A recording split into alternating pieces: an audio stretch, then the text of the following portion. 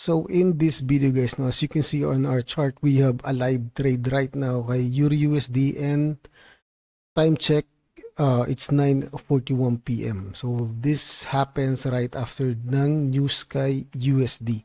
Okay, it's not really a high impact news, but you know, reason kung bakit tinikot ang trade na to kasi maraming mga nagtatanong sa ano natin, sa channel natin, sa comment section, reason kung bakit ako nagtitake ng trade. Okay, first, I'm already 3 years in the market trading forex, no. So kumbaga sa experience, kabisado ko na kung paano gumagalaw yung market, and I have my own setup and strategy na sinusunod sa pag-trade ko. Now, reason kung bakit tinake ko ng trade guys, no, kasi as you can see, I marked the last high of the previous candle here, and if we put some zones in this area, katulad ng tinuturo ko sa inyo yung mga zones natin, hindi niya binabasag tong area na to.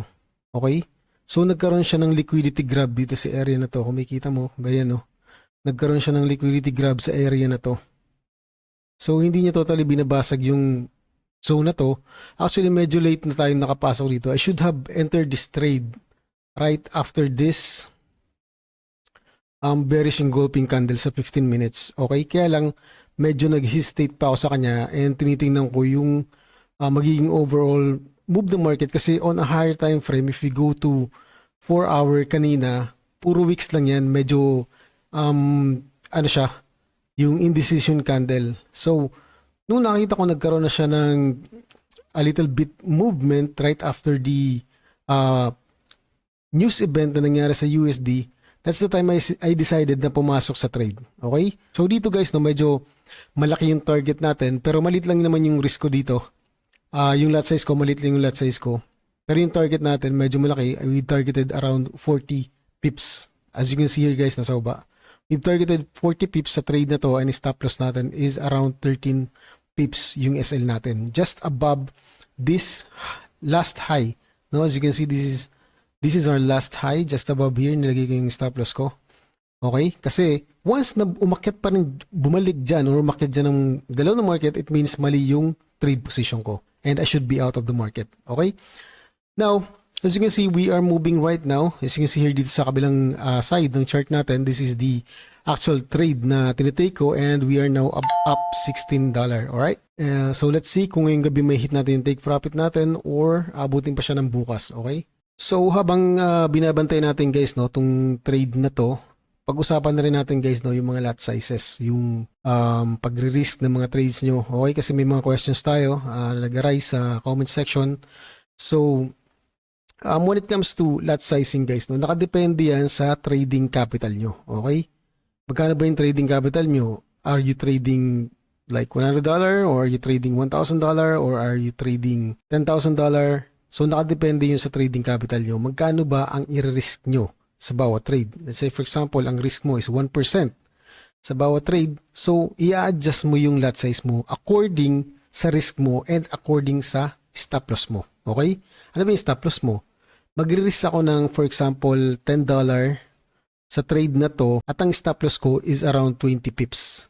Okay? So ngayon, pupunta kayo sa position size calculator, which is nag-create ako ng video patungkol dun. If hindi mo pa nakapanood, make sure to watch that video. Maybe I will put the link on the description below para mapuntahan mo yung video na to. It's just a short video, mga 2 minutes lang yata siya. So advice ko lang guys, no, sa mga nagsisimula pa lang sa trading industry, I'll be honest with you guys, no, hindi madali yung industry na to. Hindi madali yung mundo na to kung ito talaga yung gusto nyong pasukin.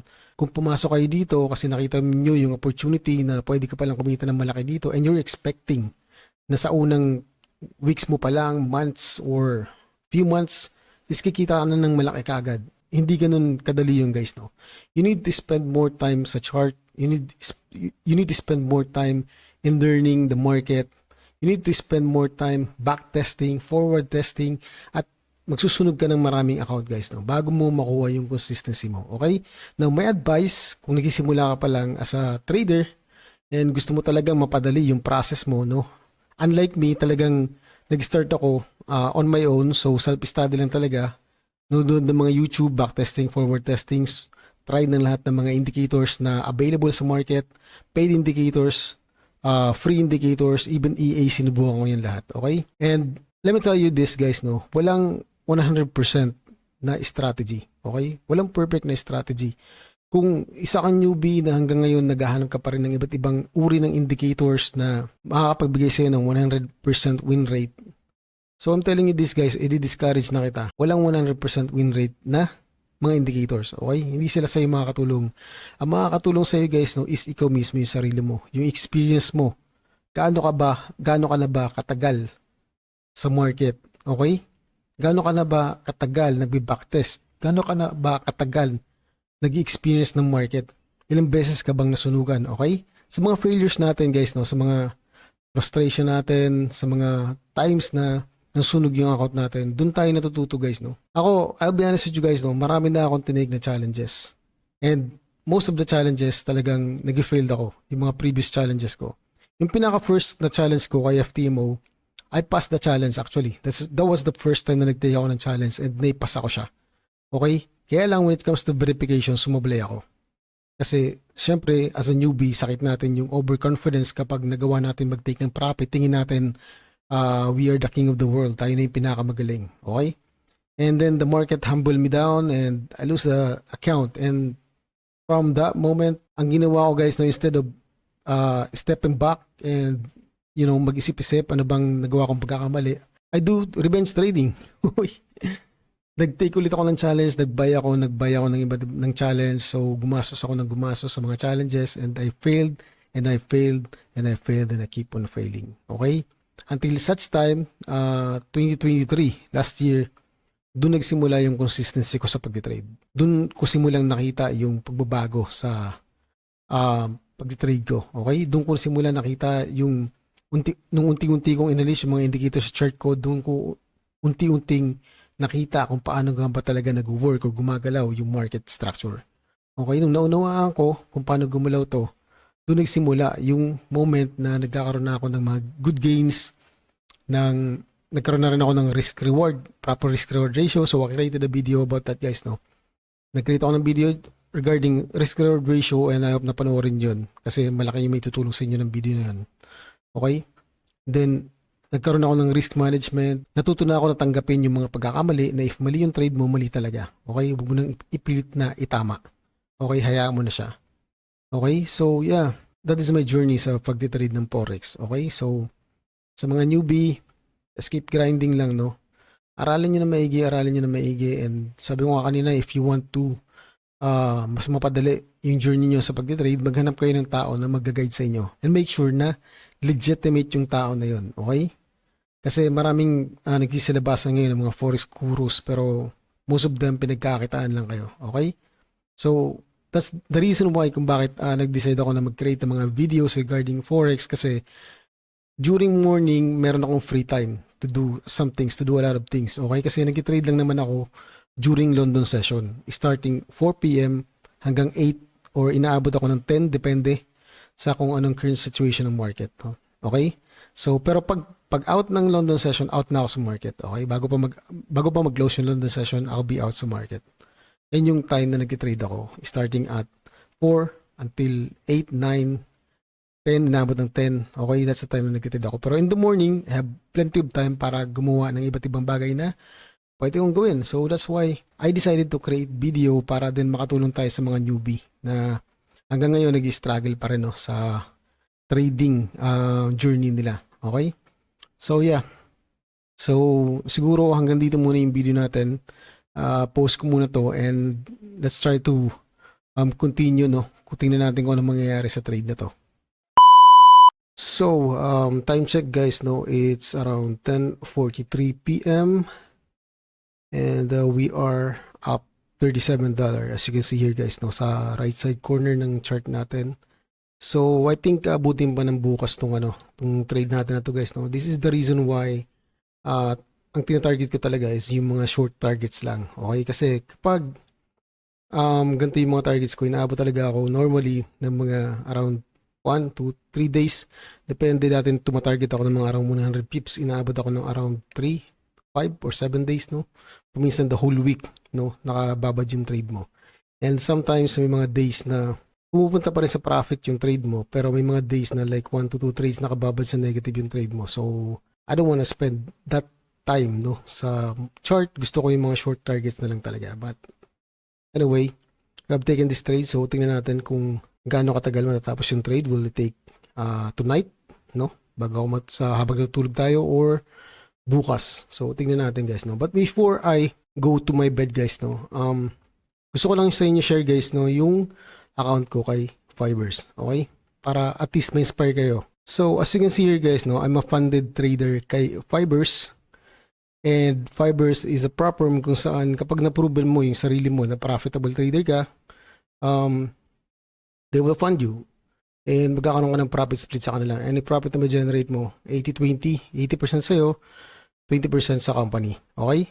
So, dito guys, no, nag-start lang ako from 5,000 trading capital. Pinakamababang trading capital noon na pwedeng masimulan ng kahit na sino. Okay, so magkano lang nilabas ko dito guys na puhunan? This is just $39. Kung magsisimula kayo, all you need to spend is around $39 para mag-take ng challenge. That is around 2,000 plus sa peso. And you know, this is the phase 1 ng account ko, high stakes 1. And kung naipasa ka siya, ang target dito is just 8%. Okay? Kapag naipasa mo siya, akit ka ngayon sa phase 2. Which is ang target mo na lang is around 5%. And once funded ka na guys, no, eto na yung magiging equity mo, magkakaroon ka ng 5,000 trading capital. So imagine, naglabas ka lang ng 2,000 pesos, may get 2,000 pesos plus, yung kapalit nun is 5,000 trading capital. Imagine kung meron kang ng skills and proper mindset sa pag-trade, gaano kalaki yung pwede mo maging profit. Now, ang kagandahan guys, Fibers, no, every time na na-hit mo yung 10% ng account mo, ini-scale up nila yung account mo to a higher trading capital, which is, I started from 5K and na-hit ko yung 10%. In-scale up nila ang account ko ng 7,500 and then na-hit ko ulit yung target ko at 10% and then in-scale up nila yung account ko to 10K. Okay? And then so on and so forth. So pwede tayo dito guys mag-scale up pataas until yung pinaka-maximum nila is yung 500,000. Kapag na-hit mo yung 500,000, ang mangyayari guys, no, 100% profit split ka na doon. Ibig sabihin, wala nang kukunin yung company sa'yo and meron ka pang monthly salary na $10,000. So yan yung pinaka long-term target ko talaga dito sa platform na to. And I don't know how long will it takes. Maybe abutin ako ng 1 year, 2 years, 3 years. It doesn't matter guys, no, kasi nakakapag-generate naman tayo profit paunti-unti dito sa mga accounts na binibigay nila. Okay? So let me just show you guys, no, yung high stakes 2. Yung naipasa ko yung account ko. Okay? Ito yung target natin dito guys, no, is just 5% na lang. And if we click my dashboard, so makikita mo dito guys, no, ito yung equity curve ko. So talagang totally tuloy-tuloy yung naging profit ko dito, naging maganda yung mga trades ko. We have a little bit of drawdown. Pero guys, no, hindi laging ganito. May mga times na magkakaroon kayo ng drawdown. Kung meron kayong trading plan na ginawa o meron kayong sinusunod na sarili nyong trading plan, no, yung setup nyo sa pag-trade and na-proven nyo naman siya, kahit nagkaka-drawdown kayo guys, no, if you are following the risk management na tinuro ko dun sa video, you will stay on the game. Okay? So dito guys, no, yung win rate natin is around 87.50% and yung profit factor natin is around 6.13. Okay? So sobrang mataas siya. Pero hindi naman laging ganyan guys, no. Nakadepende yan. So ang mahalaga, you can stay consistent sa mga trades mo. Okay? So yeah, so let's try to check again. Balikan natin yung chart natin sa trading view, no? If you are newbie na hindi ka pa gumagamit ng trading view, subukan nyo dito guys, no? Kasi pwede kayong makapag-backtest dito ng strategy nyo. And, makakatulong nyo sa inyo guys, no? Para magkaroon kayo ng confidence sa trading strategy na ginagawa nyo. Now, so yeah, I guess that's it muna guys, no? Sa video na to. And we are now up $36 sa trade na to. And if we hit this take profit, we can make around $100 sa trade na to. Pwede ko na siyang actually close. Good trades na naman to, good profit na to. Nakapag-generate na tayo ng few trades kanina, few winning trades sa 5 minutes. As you can see here, no? We have good trades dito. And yeah. So I think I'm gonna go to my bed na muna. Okay? And let's see kung ma-hit natin yung take profit natin or may stop out tayo sa trade na to. So yeah, post ko muna itong video and tingnan natin bukas guys, no? So, isang magandang umaga sa lahat ng mga trader and time check guys, no? This is Wednesday February 28, no? And we are still on the trade. So kagabi, bago ako natulog, nandito yung price ng market in this area. And last night nagkaroon siya ng retracement, no? Bumalik sa break-even zone natin, sa negative zone natin, and then pagising ko, nandito na ulit siya sa positive zone. Okay, now, tingnan natin guys, no? I will hold this trade and maybe move my stop loss to break-even para risk-free trade na tayo, no? Move ko na itong stop loss dito sa break-even para risk-free trade na tayo, and I will hold this trade and tingnan natin kung ma-stop out tayo or magtutuloy-tuloy pa rin dito sa take profit natin, no? As long as hindi siya umakit ulit dito sa area na to, no? Etong zone na to. Let's mark this zone. This area. Hanggat hindi siya umakit dyan, no? May possibility na bumaba pa rin yung galaw ng market, and then kapag nabasag nito yung last low ng yesterday's daily candle, we have a confirmation na magtutuloy-tuloy yan papunta dito sa take profit natin. So, tingnan natin guys kung anong mangyayari, no? So, time check guys, no? We are now touching this last low of yesterday candle, and as you can see, we are up $47, $48 right now sa trade natin, this live trade. And once na break tong area na to, yung last low ng yesterday candle, yesterday daily candle, kapag na-touch tong, na-break tong low na to, we might have a chance na ma-hit yung take profit natin. Okay, but right now guys, no, I think I'm gonna move my stop loss to a little bit partial para just in case bumalik man, no, pataas, bumalik man pataas. Let's say for example, mag-retrace back, no, yung market pataas, risk-free trade na tayo. Okay? So let's move this stop loss to a little bit profit. So that's around 14. So let's bank $15 sa move na to. And just in case bumalik man pataas yung galaw ng market, we have no partial profit sa move na to. So yeah, so let's wait kung ano mangyayari sa trade na to. We might hit our take profit or we might hit our stop loss. So i-post ko muna tong video na to guys, no, and mag-update ulit ako mamaya. So, quick update lang guys kay EURUSD, no. Time check tayo. It's 2:59 PM. So nag-start tayo ng trade kagabi, January 27, and right now it's January 28. This is our second day na naka-hold dito sa trade natin kay EURUSD, and right now malapit na tayo sa TP natin. Ilang pips na lang to bago makarating sa TP natin. Okay, I think 10 pips na lang may hit na yung TP natin. So tingnan natin guys, no, kung may hit yung target profit natin, and right now we are up $76 dito sa trade natin kay EURUSD. So quick update guys, no, time check, it's 3:30 PM, and ito yung live trade natin ngayon kay EURUSD, and right now we are close to our take profit and we are up $83, no. So let's see kung may hit natin yung take profit natin.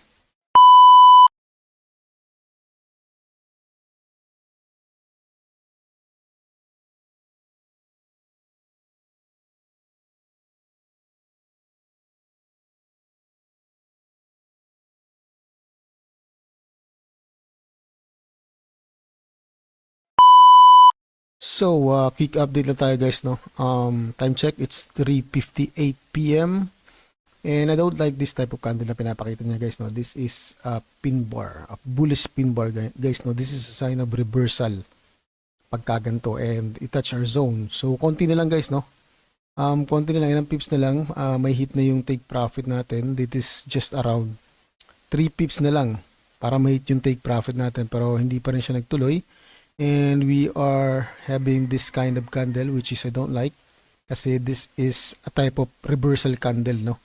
But let's see kung ano mangyayari since malakas yung pressure, selling pressure. So yeah, we already moved our stop loss to profit, so we bank around $30. So tingnan natin guys kung ano mangyayari, if we can hit this take profit, or I might close some partial dito sa trade ko.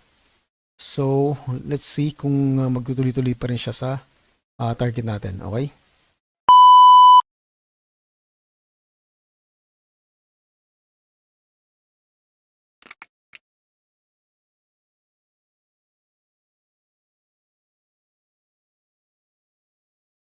So, as you can see right now guys, no, konti na lang. Malapit na ma-hit yung take profit natin. Kaya lang, I don't like this type of candle na nakikita ko ngayon. If I go down to 15 minutes, so as you can see here guys, no, this is my entry signal candle, no? But, it is on a downtrend, so this might not be valid. Kung pataas and nakita ko to, then I will take a trade, a buy trade, but this is bearish move pababa siya and nagkaroon ng gantong signal candle na bullish engulfing. I think hindi naman valid to, but this could be a sign of a reversal movement. Okay, pag nakakita kayo ng ganito. So, what I'm gonna do right now guys, no, siguro i-move ko yung SL ko, yung stop loss ko, just above in this candle. So, just in case mag-reverse pataas yung galaw ng market, and then we are safe. So, I'm gonna move my stop loss just above here. I think sa candle na to. If you go up to 1 hour, yeah, just above this candle. So, yeah, I'm gonna move my stop loss guys, no, para safe na yung trade natin, just mag-reverse back to, which is don't like what I'm seeing right now, but maybe hindi natin alam, no, we don't know the market.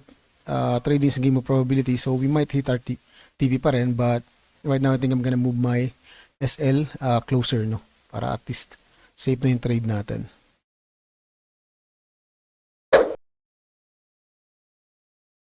Alright, that's around $60. Kung ma-reverse naman tayo ng market, we already made around $60 sa move na to. Okay. Just like that.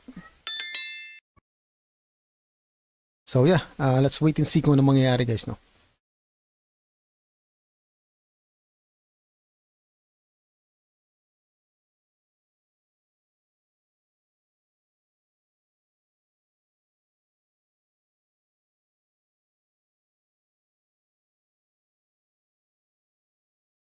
Okay, so as of this moment guys, no, we are up $92 and I think I'm gonna take this profit guys, no. Hindi ako makapag-decide kasi anyway, we already saved naman yung trade natin, kaya lang sayang if ma-reverse tayo, $60 lang yung makukuha natin instead of $90. Okay? So, malaki-laki din yung mawawala. Okay, so let's wait for a few minutes guys, no. So tingnan natin. Pag hindi pa rin siya nagkaroon ng a huge move pa ba, then I'm gonna take profit. Okay.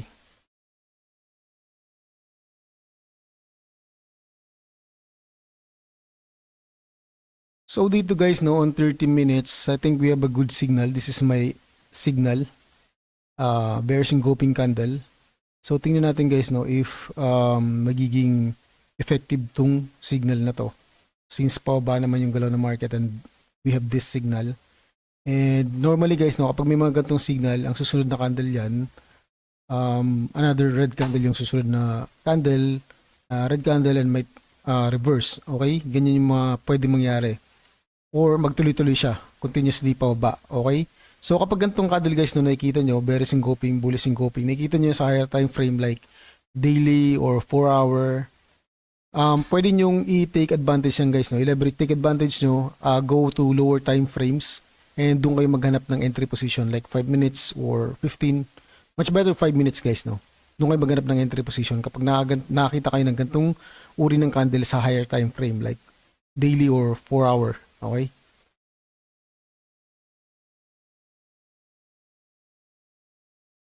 So siguro ngayon guys, no, hintayin lang natin matapos tong candle nito sa 30 minutes. Tingnan natin kung anong susunod na magiging candle. Pag nakita ko ng bullish signal or bullish possible reversal, I might gonna cut this trade. Okay? So, let's see. In just 5 minutes na guys, na magkakaroon na tayo ng another candle sa 30 minutes.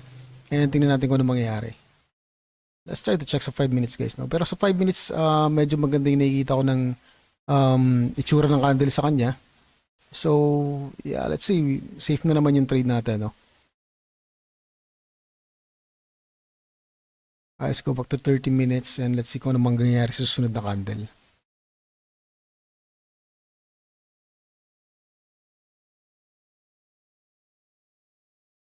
So as you can see now guys, now we are so close sa take profit natin. I think this is just a few pips. Yeah, 1 pip na lang guys, no? Just 1 pip para may take profit natin. Sana naman wag mag-reverse, okay?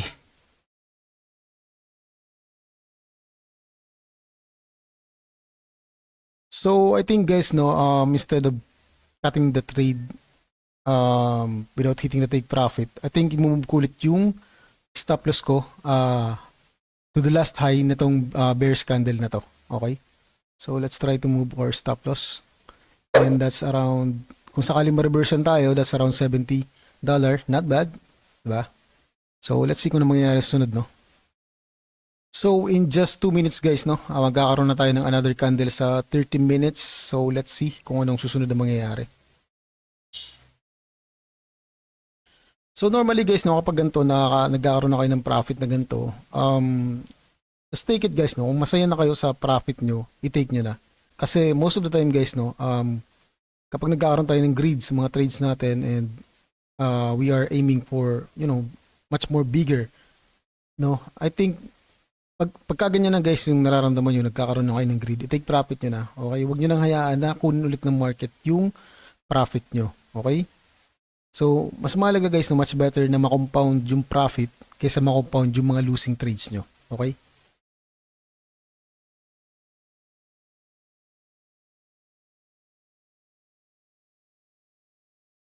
Okay, so tingin ko mangyayari ngayon guys, no? So, tingnan natin, konti na lang. It's just less than 1 pip, I guess. May hit na yung take profit natin.